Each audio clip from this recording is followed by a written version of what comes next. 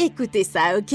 Si gagner des championnats était facile, tout le monde aurait une bague du Super Bowl. Mais comme Ricky Bobby l'a dit un jour, si tu n'es pas le premier, tu es le dernier. Et quand il s'agit de décider qui est le meilleur, il ne peut y avoir qu'un seul GOAT. Je ne reproche pas à Cam d'être prêt à tout pour que son nom reste dans les annales, mais lorsqu'il est invité à s'entraîner avec l'actuel MVP, il découvre que le succès ne se résume pas seulement à un travail acharné. Et il va devoir décider s'il est prêt à tricher, à tuer et même à vendre son âme pour avoir une chance d'atteindre le sommet.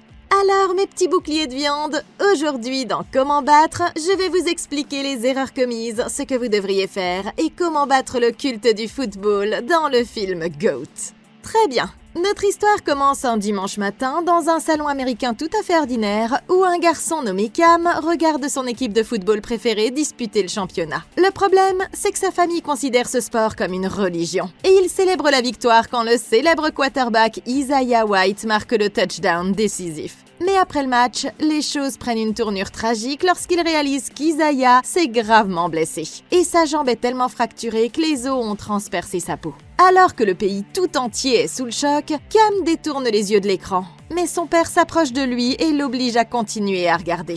Il lui dit que pour gagner, il faut toujours faire des sacrifices. Et il veut que son fils soit un jour le meilleur joueur de la ligue. Il attrape ses protections, les enfonce sur les épaules du garçon et commence à l'encourager.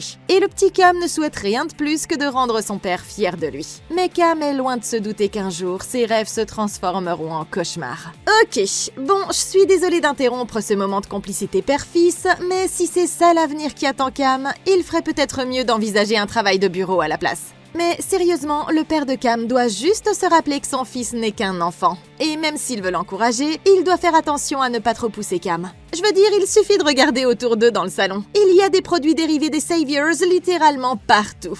Et même un véritable hôtel dédié à l'équipe. Je pense donc qu'on peut affirmer sans trop s'avancer que ses parents ne sont pas seulement des fans, ils le vénèrent littéralement. Et pour un gamin de 6 ou 7 ans, eh bien, la reconnaissance de ses parents va jouer un rôle considérable dans la construction de sa personnalité. Le problème, c'est que son père lui impose tout ça et que Cam ne fait pas vraiment ce choix lui-même. En gros, ils lui apprennent que le meilleur moyen d'obtenir de l'amour et de l'attention, c'est d'être bon au football. Mais ça pourrait l'amener à associer complètement sa propre identité à ce sport avant même de comprendre ce que ça implique. Et ça pourrait le pousser à réprimer ses propres centres d'intérêt alors qu'il préférerait faire autre chose. Ah oui, et le pire, c'est qu'il n'y a absolument aucune garantie que ça en vaille la peine. Parce que, selon la Ligue, il y a plus d'1 million de joueurs dans les lycées à travers le pays, mais seuls environ 300 places sont disponibles chaque année dans la National Football League. Donc, concrètement, ses chances d'intégrer la Ligue sont extrêmement faibles. Et celles d'atteindre le statut de Tom Brady sont pratiquement nulles. Investir toute son identité personnelle dans quelque chose d'aussi improbable pourrait être terrible pour sa santé mentale si ça ne marche pas. Clairement, sans parler de sa santé physique, parce qu'une étude portant sur le football américain chez les jeunes a montré que plus de 80% des joueurs ont subi une blessure au cours de leur carrière. Il est donc beaucoup plus probable qu'ils finissent par être victimes d'une blessure qui changera sa vie avant même d'avoir eu la chance de passer les sélections. Cela étant dit, le père de Cam devrait vraiment lui donner la possibilité de faire ses propres choix, même s'ils ne correspondent pas à son idée de vivre son rêve. Je veux dire, ils auront une relation beaucoup plus saine lorsque Cam sera plus âgé, et il se peut qu'il devienne quand même le meilleur joueur de tous les temps. Mais papa devrait faire attention avant que son obsession détruise la vie de son fils. 14 ans plus tard, Isaiah s'est remis de sa blessure et a remporté 7 autres championnats. Mais personne ne reste au sommet éternellement. Dès que la nouvelle de son intention de prendre sa retraite se répand, les médias se mettent immédiatement à s'intéresser à son successeur. Cam est aujourd'hui devenu la nouvelle star montante du football américain. Il est de retour dans sa ville natale après une session de préparation intensive à l'université. Et tout le monde est impatient de voir comment il va s'en sortir lors du Combine de cette année. Son père ne sera malheureusement pas là pour le voir parce qu'il a été tué pendant qu'il servait à l'étranger. Cam s'est donc entièrement consacré à la réalisation de leur rêve. Mais un événement est sur le point de changer sa vie à jamais. Ce soir-là, Cam s'entraîne sur le terrain de son ancien lycée, mais il ne se rend pas compte qu'il n'est pas seul. Après avoir touché les 2 poteaux et effectué 2 lancers parfaits, il revient sur ses pas et constate qu'un des ballons tourne encore comme une toupie. Et bizarrement, il ne montre aucun signe de ralentissement. Il se penche pour le ramasser, mais il est trop distrait pour remarquer un type bizarre déguisé en mascotte qui se glisse derrière lui. Le type sort alors une espèce de marteau de guerre médiéval et lui assène un coup sur la tête, laissant Cam avec une blessure grave qui pourrait mettre fin à sa carrière avant même qu'elle n'ait commencé. Sérieusement, mec? Quoi? En plus de ça, les nouvelles des médecins ne sont pas bonnes. Ils disent qu'il est extrêmement risqué pour lui de retourner sur le terrain. Mais Cam n'est pas prêt à laisser quoi que ce soit se mettre en travers de son chemin.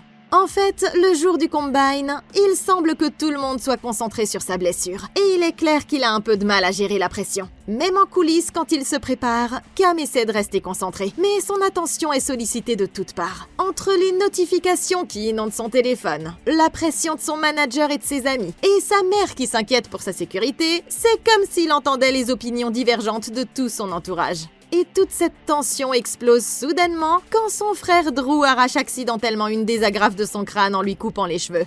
Aïe! Cam bondit de sa chaise et se met à crier qu'il va bien, mais il est assez évident aux yeux de tous qu'il est au bord de la rupture.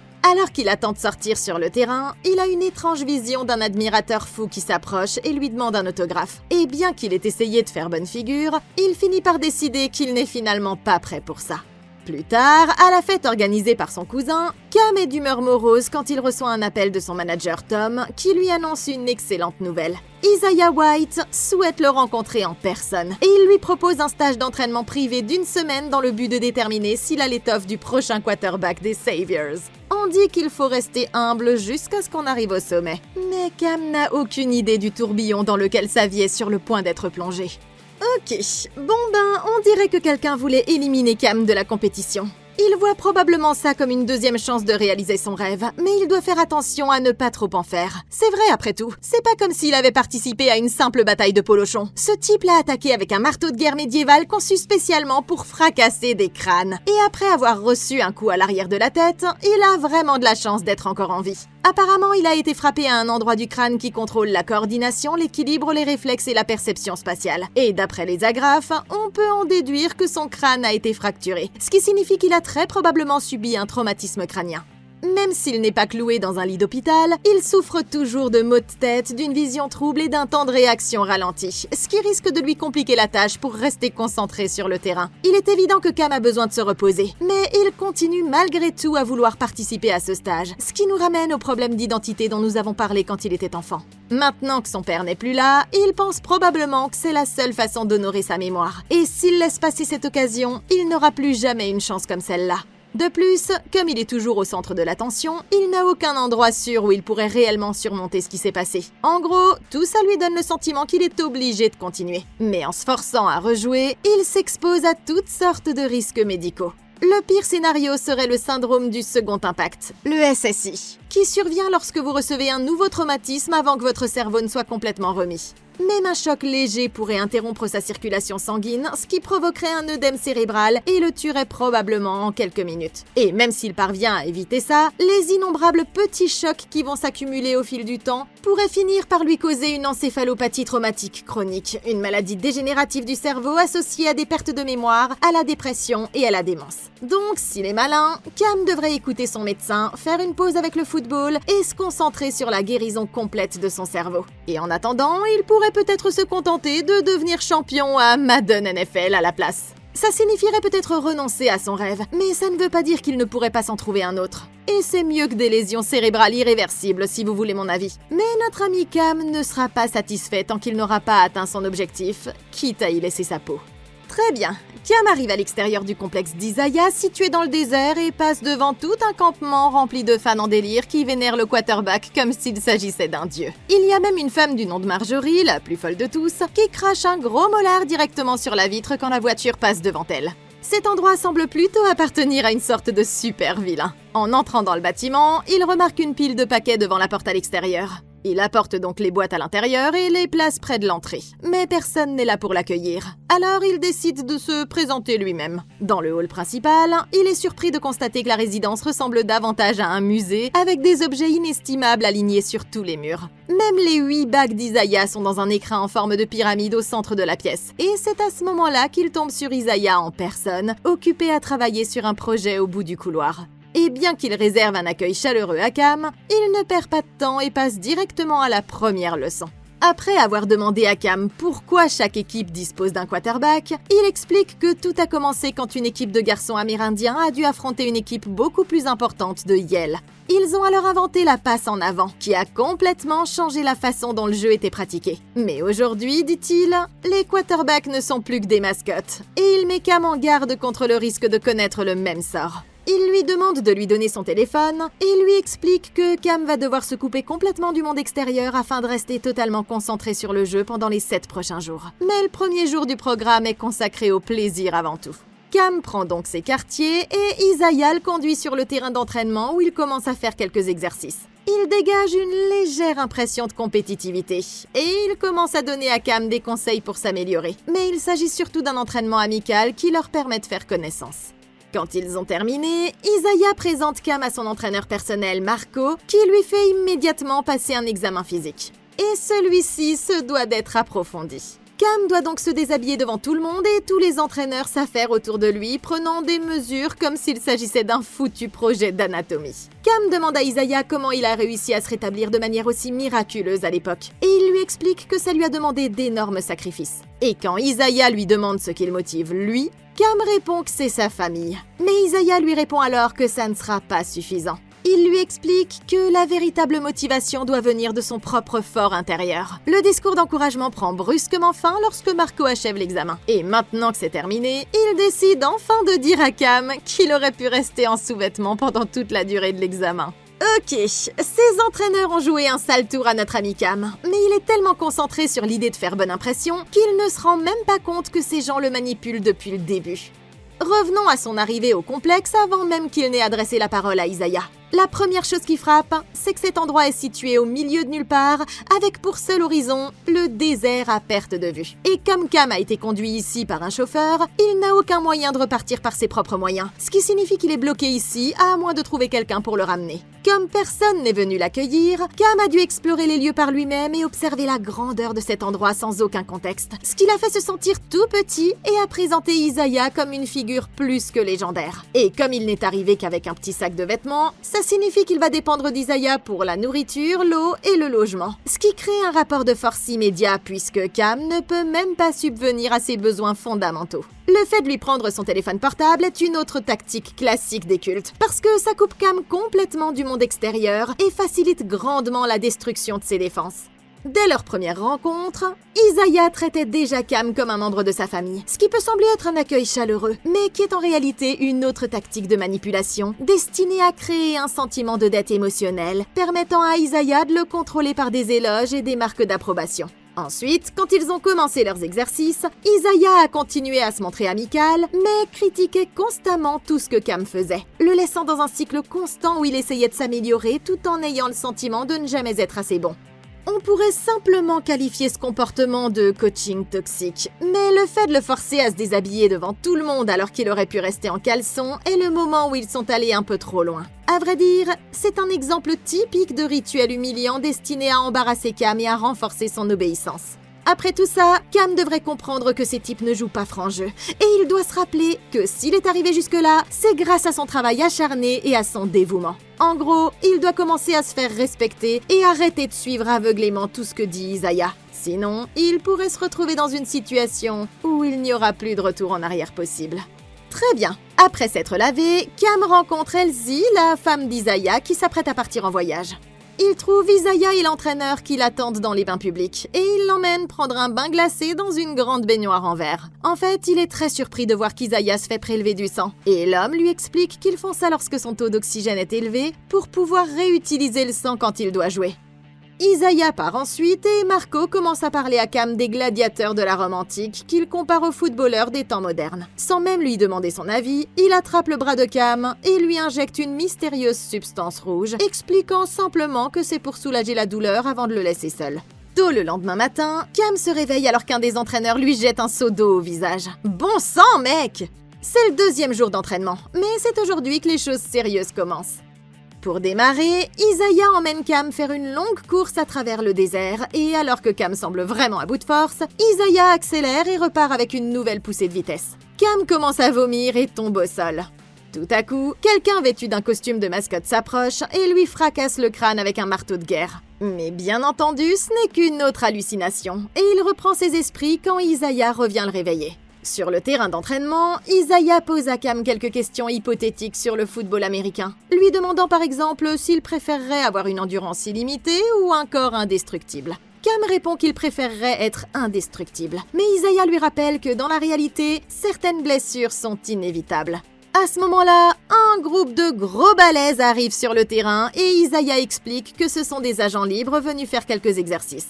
Il remarque que Cam a l'air fatigué et lui suggère de se reposer. Mais le coach s'approche et lui fait une autre piqûre pour qu'il puisse retourner sur le terrain. Il commence par quelques exercices de passe simples pour que tout le monde s'échauffe. Mais Isaiah annonce qu'il est temps de rendre les choses un peu plus intéressantes. Il demande un volontaire et un des agents libres s'avance. Mais Cam est choqué quand il se place juste devant la machine à lancer. Ils reprennent leurs exercices de passe et Cam commence à faiblir sous la pression. Et quand il rate finalement un lancer, c'est là que tout bascule. Les entraîneurs mettent un ballon dans la machine et tirent à bout portant sur l'agent libre. Mais à la surprise de Cam, l'homme n'y prête aucune attention et reprend sa position. Isaiah ne semble toutefois pas vouloir s'arrêter et il oblige Cam à se concentrer pour essayer de sauver la vie de ce pauvre gars. À présent, les autres agents libres ratent leur passe exprès et les entraîneurs continuent leur petit jeu de pression. Ok, ce gars est là en train de prendre des ballons en pleine figure comme si c'était rien. Mais si Cam ne se dépêche pas de faire une passe, ils vont devoir ramener ce mec chez lui dans un sac mortuaire. Un ballon de football américain standard pèse environ 425 grammes, et cette machine les lance à près de 110 km/h à environ 2 mètres du visage de ce gars. Donc chaque fois qu'il prend un coup, ça transfère environ 196 joules d'énergie cinétique directement à son crâne. Ce qui revient à peu près à se faire frapper au visage par un boxeur poids lourd professionnel. Après seulement 3 ou 4 coups à cette vitesse, il va finir avec le nez cassé, des dents en moins, et il finira probablement par perdre connaissance. Mais maintenant que les receveurs laissent intentionnellement tomber les passes, Cam doit prendre conscience qu'il ne s'agit pas seulement de tester ses compétences, mais aussi de voir s'il peut garder son sang-froid même quand le jeu est manipulé contre lui. Donc au lieu de s'en prendre à ses coéquipiers, tout ce qu'il a à faire, c'est de rester calme, de mettre de côté ses émotions et de se concentrer sur les fondamentaux. Et s'il lance parfaitement mais qu'il continue à laisser tomber le ballon, il n'y a pas grand-chose de plus qu'il puisse faire. C'est juste pour lui permettre de finir l'exercice. Mais une fois que ce sera terminé, il devra faire très attention. Parce que les dernières 24 heures ont été pleines de signaux d'alarme. Par exemple, dans le sauna, Isaiah a carrément admis s'être dopé au sang. Ce qui est totalement illégal selon la politique de la NFL. Concrètement, le dopage sanguin consiste à augmenter le nombre de globules rouges dans le sang d'un athlète afin de l'aider à améliorer ses performances. Plus il y a de globules rouges, plus les muscles reçoivent d'oxygène, ce qui leur confère une meilleure endurance et un temps de récupération plus court. Mais cette pratique est interdite par la Ligue parce qu'elle crée un avantage déloyal et comporte des risques médicaux sérieux. Par conséquent, en le faisant devant Cam, Isaiah le conditionne à penser que rien n'a d'importance à paraître le meilleur, même s'il doit enfreindre les règles pour y parvenir. Mais si vous avez été attentif, il semble qu'Isaiah se soit lancé dans plus que de simples tricheries. Cam ne semble pas l'avoir remarqué, mais le spa était rempli de symboles rituels partout où on regardait. Par exemple, les triangles près des portes sont en fait des symboles alchimiques représentant la terre, le feu et l'air. Et si vous regardez le sol, vous verrez un motif composé de formes géométriques imbriquées. C'est pourquoi, pendant son temps libre, Cam devrait commencer à rechercher d'autres signes d'activité sectaire. Par exemple, des livres, des carnets manuscrits ou des enregistrements qui pourraient lui en apprendre davantage sur ce qu'ils font réellement ici. Et au premier signe indiquant qu'ils sont impliqués dans quoi que ce soit à caractère démoniaque, il devra se tirer d'ici avant qu'il ne soit trop tard. Frustré, Cam commence à s'en prendre aux autres joueurs qui ratent leur réception, tandis que les entraîneurs continuent de frapper l'homme encore et encore. Un des autres agents libres fait une remarque sur le père de Cam, ce qui oblige Isaiah à intervenir. Mais au lieu de s'en prendre à l'autre joueur, il va directement vers Cam et lui dit qu'il doit rester calme. Il se met même à sa hauteur et lui explique que c'est toujours le quarterback qui est blâmé. Donc au lieu de se soucier de ce que font les autres, il doit simplement se concentrer sur ce qu'il a à faire. Après leur avoir dit de recommencer, il lance un autre ballon à Cam, mais cette fois-ci, le receveur réussit à l'attraper. Inquiet, Cam se précipite vers le joueur blessé, mais celui-ci se relève en riant et remercie Isaiah de lui avoir permis de jouer. Après l'entraînement, Cam rend visite à Marco pour se faire poser de nouvelles agrafes à la tête. Et il est encore un peu secoué par ce qui s'est passé. Mais le soigneur lui dit qu'il a vu bien pire. Notamment qu'Isaiah a reçu un coup de casque contre casque qui lui a fracturé le crâne. Le soigneur envoie Cam faire une séance dans la chambre hyperbare et il demande à Isaiah si l'agent libre va se rétablir. Mais Isaiah lui fait remarquer qu'il ne connaît même pas le nom de ce joueur et qu'il est donc inutile de s'inquiéter pour quelqu'un qui n'a aucune importance. Pour lui, le football passe avant tout, même avant sa famille, et même avant Dieu. Et il dit à Cam qu'il doit commencer à voir les choses sous cet angle. Mais une fois qu'il est parti, la pression dans la chambre commence à monter de plus en plus, jusqu'à ce que Cam ait l'impression que sa tête va exploser. Le lendemain matin, il recommence avec un autre réveil brutal. Mais cette fois, Cam se contente de rire de leur tentative de le secouer. Il reçoit une autre injection du soigneur avant l'entraînement. Mais aujourd'hui, la journée s'annonce un peu plus cauchemardesque qu'hier. Sur le terrain, il commence à faire des exercices de contact tout en équipant Cam d'un casque de secondeur, ce qui lui rend la tâche beaucoup plus difficile lorsqu'il s'agit de voir ce qui se passe. Il finit par recevoir un coup d'épaule si violent qu'il se met à cracher du sang. Mais au lieu de vérifier s'il va bien, Isaiah dit à Cam qu'il n'est pas fait pour ça. Il l'attire même un peu plus près de lui, puis dans un accès de folie, Isaiah demande à Cam ce qu'il serait prêt à sacrifier pour être le meilleur. Cam lui répond qu'il ferait n'importe quoi. Et maintenant, il est temps pour lui de le prouver. Le prochain exercice commence et Cam passe la première vague de défenseurs. Mais c'est alors qu'il voit l'un d'eux foncer droit sur lui à pleine vitesse. Il baisse son casque et lui donne un coup de tête si violent qu'il le projette instantanément en arrière et il fait se tordre de douleur sur le sol. Pris dans le feu de l'action, Cam s'acharne sur le gars et se vante de son attaque. Mais quand l'adrénaline retombe, il se met rapidement à regretter ce qu'il vient de faire. Personne ne se précipite pour aider le gars, et Isaiah le laisse là tandis que Cam lui présente ses excuses. Mais au lieu d'être en colère, Isaiah dit au jeune homme qu'il est fier de lui. Et ils se mettent à scander leurs cris de guerre au-dessus du corps recroquevillé du pauvre gars. Ok, j'avoue que jusqu'ici, ce camp d'entraînement ressemble plus à une initiation sectaire un peu bizarre. Mais c'est avec cet exercice qu'ils franchissent officiellement la ligne rouge. Dans la NFL, les chocs casque contre casque sont totalement interdits. Et tout joueur qui en initie un peut être expulsé du match. Leurs casques sont conçus pour absorber et répartir l'impact. Mais quand deux casques s'entrechoquent, toute cette force est directement transmise au crâne des joueurs. Ce choc fait rebondir leur cerveau à l'intérieur de leur boîte crânienne, ce qui peut entraîner des commotions cérébrales, des hémorragies internes et des lésions graves à long terme. Il peut également comprimer leur colonne vertébrale, provoquant des fractures des vertèbres, des déchirures ligamentaires et même un risque de paralysie lors de l'impact. Maintenant, pour quelqu'un comme Cam qui a déjà subi un traumatisme crânien cette année, une deuxième commotion pourrait mettre fin à sa carrière, voire lui être fatale.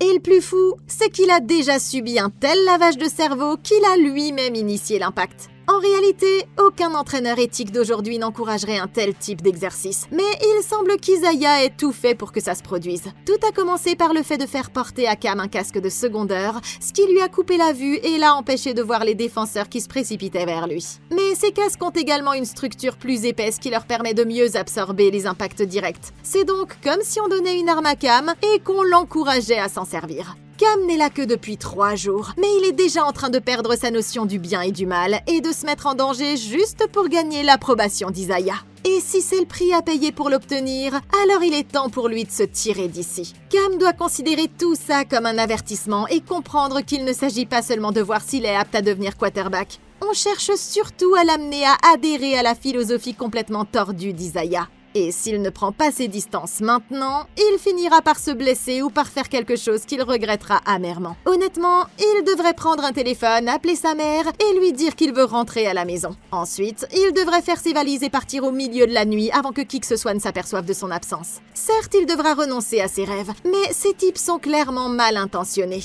Et pour commencer, il ne devrait même pas jouer avec une lésion cérébrale. Donc même si c'est difficile, il ferait mieux de partir tant qu'il le peut encore. Plus tard dans la nuit, Cam se promène dans l'enceinte quand il tombe sur une étrange porte circulaire. Il se penche et colle son oreille contre la porte. Mais c'est alors qu'il entend un bruit derrière lui. Et quand il se retourne, il voit un ballon rouler sur le sol. Il commence par reculer, mais entend alors le bruit d'un appareil photo dans l'obscurité. Tout à coup, plusieurs journalistes apparaissent et se mettent à prendre des photos. Puis, une nouvelle mascotte s'approche furtivement par derrière et lui enroule un sac en plastique autour de la tête. Il reprend ses esprits, mais ses hallucinations ne font que s'aggraver. Il se précipite alors vers le téléphone et décide d'appeler sa famille pour la première fois depuis plusieurs jours. Naturellement, son frère s'inquiète d'apprendre qu'il a des hallucinations. Et pendant qu'ils discutent, Cam ne se rend pas compte que quelqu'un l'observe à travers la fenêtre. À ce moment-là, Marco surgit et lui reproche d'être au téléphone, ce qui oblige Cam à raccrocher avant même d'avoir pu dire au revoir. Pour essayer de faire diversion, il demande à Marco de lui donner quelque chose pour soulager ses maux de tête. Mais il semble que l'homme ait bu, et il a apparemment quelque chose à dire. Il s'assoit et l'entraîneur avoue qu'il a tout sacrifié pour son travail. Mais à présent, il regrette de ne jamais avoir fondé sa propre famille. Avant de partir, il mentionne qu'il a préparé Cam à ce qui est sur le point d'arriver. Et quand le jeune homme lui demande de quoi il parle, il répond simplement qu'il ne peut y avoir qu'un seul vainqueur. Un peu plus tard, Cam et Isaiah se retrouvent à discuter dans le sauna et Cam lui demande quel effet ça fait d'être champion. Isaiah répond qu'il adorait ça, mais que maintenant qu'il est temps pour lui de prendre sa retraite, il commence à se demander si tout ça en valait vraiment la peine. Il admet qu'il est terrifié à l'idée que quelqu'un d'autre prenne sa place et avoue que tout ce qui touche au jeu lui manquera quand tout sera définitivement terminé. Et dans un moment apparemment sincère, il dit qu'il est important pour Cam de suivre sa propre voie. Il espère qu'un jour, il sera plus grand que lui ne l'a jamais été. Isaiah sort ensuite, alors que Cam reste dans le sauna où il décide de s'allonger les yeux fermés. Mais dès qu'il baisse sa garde, Marjorie, l'admiratrice cinglée du début du film, surgit de sous le banc. Elle se dirige vers les pierres du sauna, en prend une et la brandit au-dessus de la tête de Cam. Mais au moment où elle s'apprête à la lui asséner, Cam l'esquive et saisit la femme à la gorge, serrant de plus en plus fort jusqu'à ce qu'elle cesse de se débattre. Il va chercher de l'aide et aperçoit Isaiah en train de regarder la scène depuis l'autre côté de la vitre. Il s'élance au moment où la femme se relève pour frapper à nouveau. Mais cette fois, Isaiah l'attrape au cou et décide curieusement de la tirer vers lui pour l'embrasser avant de la projeter si violemment à travers le sauna qu'elle se fracasse le crâne contre le mur et tombe raide morte sur le sol. Pour être honnête, Isaiah semble avoir pris un malin plaisir à faire ça. Et il referme la porte alors que les deux amis déments de la femme se traînent vers elle pour voir comment elle va. Mais au lieu de se montrer inquiet, il se met à féliciter la femme pour sa loyauté. Sans se retourner, il suggère à Cam de foutre le camp d'ici, tandis qu'il va rester pour s'occuper de ce bordel. Le jeune homme suit donc son conseil et s'en va sans dire un traître mot.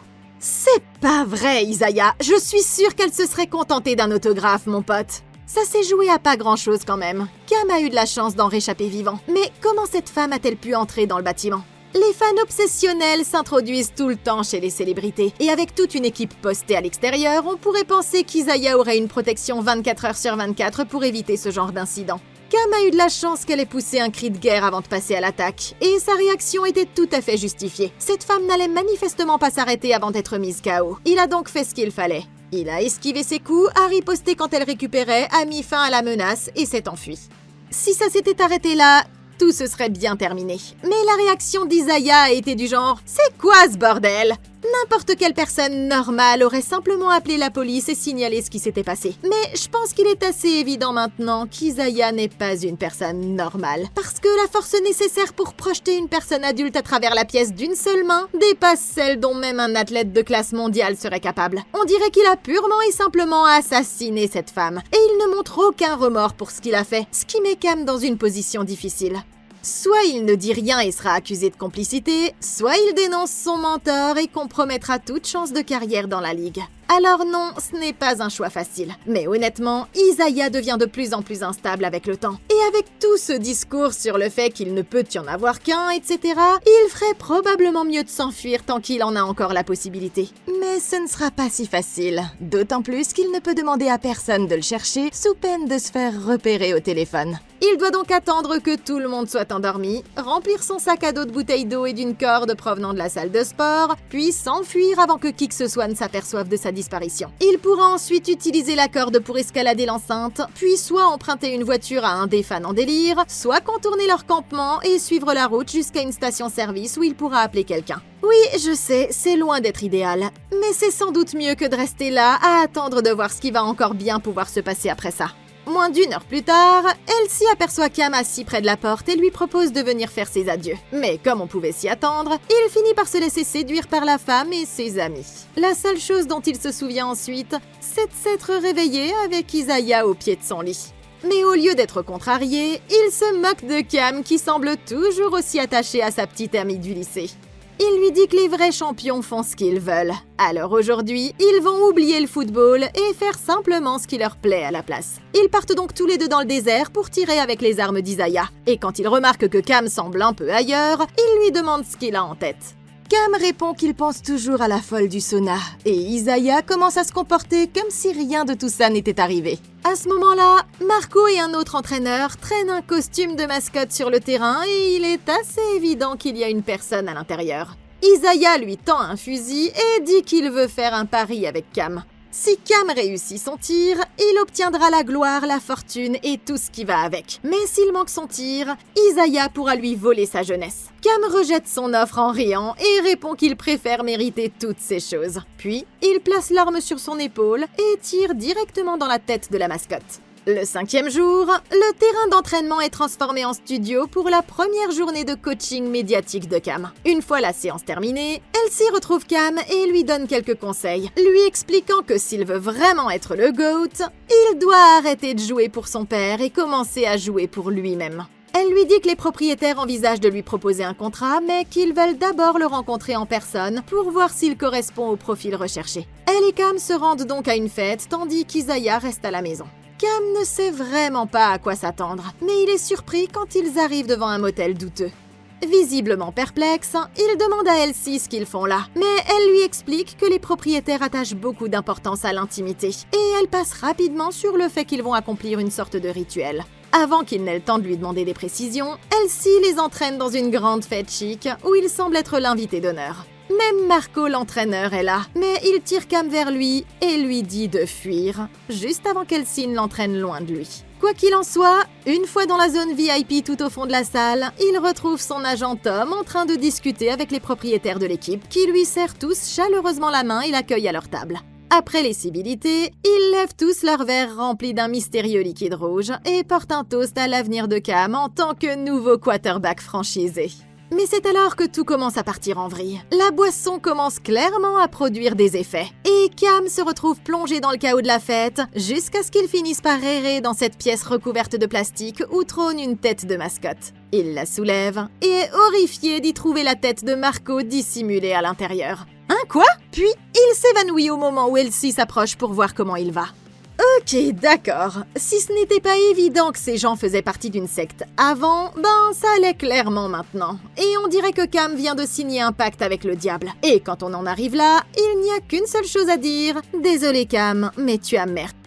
Donc, il y a moins d'une semaine, tu es arrivé ici en tant que jeune universitaire plein d'avenir, mais il n'a fallu qu'une seule journée de bizutage pour que tu acceptes que ces types t'injectent du sang mystérieux et que tu renonces à toutes tes valeurs morales. Et même si tu as commencé à adhérer à la philosophie complètement tordue d'Isaiah, techniquement, tu n'avais rien fait de mal jusqu'à hier soir. Certes, tu as donné un coup de tête si violent à un type qu'il ne sera plus jamais le même. Et même ça, on aurait pu te le pardonner si tu avais admis que c'était mal. Mais quand tu as vu Isaiah jeter cette femme contre un mur, tu aurais dû comprendre qu'il était temps de partir. Mais tu es tombé dans le piège classique du « prenons un verre au bord de la piscine ». Et c'est comme ça que tout s'est effondré. Maintenant, ils ont la preuve que tu as trompé ta petite amie de toujours. Et sur le terrain, je suis presque sûre que tu as carrément tué un homme tout à l'heure. Donc, si tu n'étais pas encore impliqué avant, tu l'es définitivement maintenant. Et crois-moi, c'est pas le genre de personne aux mains desquelles tu veux avoir des secrets compromettants. Voici donc un conseil de pro. Ne bois jamais dans un calice avec une bande de vieux aux cheveux blancs, peu importe combien ils te payent. Et si tu te retrouves dans une fête à la Eyes Wide Shut et que quelqu'un te dit de courir, c'est probablement une bonne idée de suivre son conseil. Mais à présent, il semble qu'il n'y ait plus de retour en arrière possible. Et c'est pourquoi tu sais que tu as vraiment merdé. Cam se réveille et est choqué de se retrouver dans le complexe avec le sang d'Isaiah qui lui est injecté dans le bras. Il arrache la perfusion, se retourne et se traîne jusqu'au chariot médical où il trouve une seringue étiquetée « Cours ». Il fait donc tout ce que je ferais à sa place. Il enfonce l'aiguille directement dans son cœur et commence peu à peu à retrouver ses forces. Très bien. Ok, il retourne ensuite dans le couloir, s'empare du trophée MVP d'Isaiah pour s'en servir comme arme et commence à chercher une issue. C'est alors qu'il arrive dans cette fameuse pièce avec la porte circulaire, mais cette fois-ci, elle est ouverte. Et il trouve Isaiah à l'intérieur, en train de fixer quelque chose au plafond. Là, on se demande qu'est-ce qu'il fait là. Cam s'approche discrètement et se rend compte qu'il s'agit d'un écran circulaire montrant des centaines de fans en délire. Isaiah ne détourne même pas le regard et il ne remarque pas sa présence. Cam lève alors le trophée pour attaquer. Mais Isaiah bondit tout à coup et lui assène un coup de poing en plein dans le nez. La porte se referme derrière eux, piégeant Cam dans la pièce. N'ayant nulle part où aller, il demande à Isaiah « Mais c'est quoi ce bordel ?» Isaiah lui répond que ce n'est pas seulement son sang qu'il lui injecte, c'est le sang qui a été transmis d'un GOAT à l'autre au fil des ans. Attends, quoi ? Isaiah n'est apparemment que le dernier d'une longue lignée de champions. Et quand une nouvelle superstar apparaît, l'ancienne doit s'en aller. Et maintenant que Cam est lui aussi imprégné de ce sang, le combat sera équitable. Mais seul l'un d'entre eux pourra sortir vivant de cette pièce. Ils commencent à se battre comme des enragés, et Isaiah crie qu'il est toujours le plus puissant de tous les temps. Et il semble tout à fait prêt à tuer Cam si c'est ce qu'il faut pour le prouver. Ok, bon eh bien je pense que c'est un peu vrai quand on dit qu'il ne faut pas rencontrer ses héros, parce que sinon il risque de vous défier au Mortal Kombat. Je pense que Cam aurait mieux fait de se tirer discrètement et d'éviter complètement ce combat. Mais maintenant, on dirait que se battre est sa seule option. Et Isaiah n'est pas du genre à se laisser faire facilement. Cam mesure environ 1m95, pèse 113 kg et il est plus jeune de plusieurs années. Tandis qu'Isaiah mesure environ 1m80, il est plus léger et est certainement le plus expérimenté des deux. Ça donne à Cam l'avantage de la portée. Tandis que le centre de gravité plus bas d'Isaiah le rend plus doué pour le corps à corps. Ce qui veut dire que le plus important pour Cam est de garder ses distances en utilisant des coups de poing et des coups de pied. Il devra éviter qu'Isaiah ne l'enserre et essayer de le garder à bonne distance autant que possible. Cam n'a pas réellement besoin de tuer Isaiah pour réussir ce défi. Il lui suffit de le blesser suffisamment pour mettre fin au combat. Pour infliger le plus de dégâts possible sans gaspiller trop d'énergie, il devrait donc viser les genoux et les tibias d'Isaiah, parce que blesser une de ses jambes devrait suffire à mettre fin à l'affrontement. Mais la plus grande faiblesse de Cam est sans doute sa blessure à la tête. S'il en a l'occasion, il devrait donc essayer de mettre un de ses casques qui se trouve dans la pièce pour se protéger davantage, parce que clairement, il aura besoin de toute l'aide possible pour survivre. Le combat éclate et Cam porte les premiers coups, faisant vaciller son adversaire en le frappant en plein dans la mâchoire. Mais Isaiah le soulève et le projette à l'autre bout de la pièce. Et avant qu'il ne puisse se relever, Isaiah le saisit et commence à lui cogner la tête contre le mur avant de le renvoyer au centre de l'arène. Les deux hommes commencent alors une lutte acharnée pour prendre le dessus. Isaiah parvient à plaquer Cam au sol et lui brise brutalement le bras gauche, le tirant si fort que les os transpercent la peau. Ça fait mal. Il le laisse toutefois se relever, et il attrape le trophée pour se préparer à terminer le combat. Mais Cam se retourne et lui assène un coup violent au menton avec un des vieux casques, avant de se pencher sur Isaiah et de le rouer de coups à mort. Cam titube alors hors du tunnel, et il se retrouve au milieu du terrain de football avec Elsie et les propriétaires de l'équipe rassemblés autour de lui pour une sorte de rituel bizarre. Ils terminent leur petite prière et apportent le contrat à Cam pour qu'il le signe. Mais il commence à s'énerver quand il reste là à réfléchir. En regardant autour de lui, il remarque une photo de son père serrant la main du propriétaire de l'équipe quand il n'était qu'un tout petit garçon, révélant qu'il a en fait été préparé à ce cirque toute sa vie. Ça m'énerverait aussi. Cam commence alors à leur dire ce qu'il pense, tandis que son agent Tom lui crie de la fermer et de signer le contrat. Mais il atteint ses limites, et le propriétaire lui dit alors de signer, sinon ils s'en prendront à sa famille. Cependant, Cam refuse toujours de vendre son âme. À ce moment-là, un homme déguisé en mascotte lui assène un coup d'épée, mais Cam l'esquive et se retourne pour le terrasser brutalement à coups de marteau. Réalisant qu'il est hors de contrôle, Elsie sort un poignard et se précipite vers lui. Mais elle trébuche et finit par enfoncer la lame dans son propre cou. Ça, c'est vraiment dommage.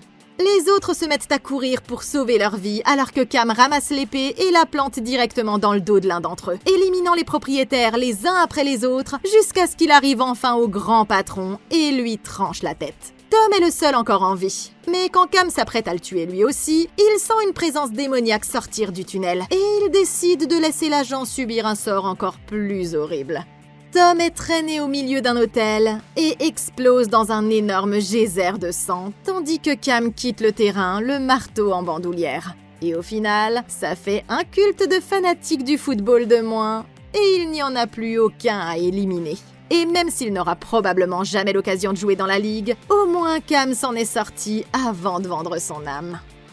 GOAT 2025. Très bien. Honnêtement, dès que j'ai vu la bande-annonce de ce film, j'étais super excitée. Et je dois dire que tout ce qui est signé Jordan Peele, je le regarde dès le premier jour. Bon, je sais que beaucoup de gens ont dit que ce film n'était pas vraiment à la hauteur. Mais bon, si vous vous êtes déjà retrouvé dans une situation où vous étiez extrêmement talentueux et où tout à coup un culte a commencé à essayer de foutre votre vie en l'air, eh bien, je l'ai vécu, ou du moins je crois. Je sais pas, je m'en souviens pas vraiment. Mais bon, ce film m'a vraiment touchée. Et c'était vraiment cool de revoir Marlon Wayans sur grand écran. Vive les frères Wayans! Donc, GOAT, vous avez aimé? Est-ce que j'ai oublié quelque chose? Dites-le moi dans les commentaires ci-dessous. À part ça, merci beaucoup d'avoir regardé, laissez un like et abonnez-vous, consultez la playlist de Comment battre pour plus de vidéos comme celle-ci. Je m'appelle Sophie, on se retrouve dans la prochaine vidéo et d'ici là, passez une excellente journée!